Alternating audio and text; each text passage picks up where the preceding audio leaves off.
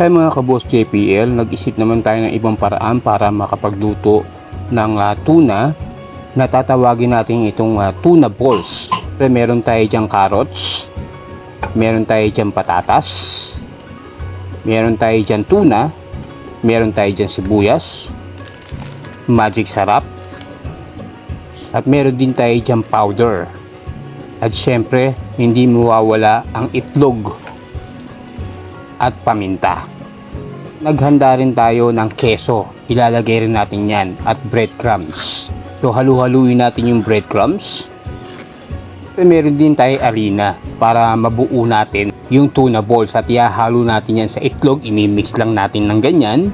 And then imix din natin siya sa breadcrumbs para kumapit yung breadcrumbs dun sa bilog na tuna. So ganyan lang kadali guys. Makikita nyo bilog siya at halo-halo na dyan ang breadcrumbs, itlog at tuna. Napakadali lang ito. Sundan nyo lang kung paano lutuin, kung paano ko ginagawa hanggang sa makomplete natin lahat. So ito na nga mga kaboss JPL, kumpleto na bilog-bilog na tuna balls. So handang-handa na to para lutuin. Ang cute niyan tingnan, di ba? This is my first time to experiment sa ibang luto ng tuna. Kaya ang tawag ko rito ay tuna balls. Kaya handa natin ang kawali. Dapat yung kawali maraming mantika kasi lulutuin natin to na hindi siya masusunog. Kaya dapat mainit na mainit yung mantika kapag bago mo siya isalang para maging maayos ang luto. At kung titingnan nyo, isa-isa ko siyang sinasalang. Iwa-hiwalay nyo lang para hindi magdikit-dikit. Hindi ko pa natitikman to kung ano magiging lasa. So mamaya i-update ko kayo kung ano magiging lasa nito. For the meantime, syempre tuloy-tuloy lang tayo sa pagluluto. Maya-maya lang maluluto din yan.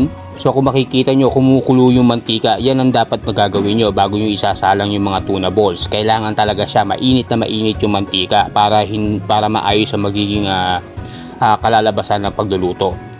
So mura lang ang magagastos nyo rito.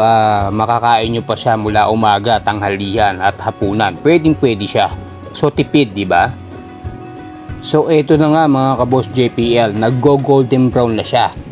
So iisa-isay natin bali-baliktarin yan para maayos yung luto, hindi siya sunog at perfect yung maging kalalabasan ng tuna balls. Ganyan lang naman ang gagawin dyan kapag golden brown na siya, bali-baliktarin nyo na. So yung isang side naman. So after that, ito na nga at luto na ang tuna balls. Kung makikita nyo, napakagandang tingnan, maayos ang pagkakaluto at siguradong napakasarap nito. So tipid na, marami ka pang maluluto. Hindi ko nga alam kung ano lasa nito pero update ko kayo.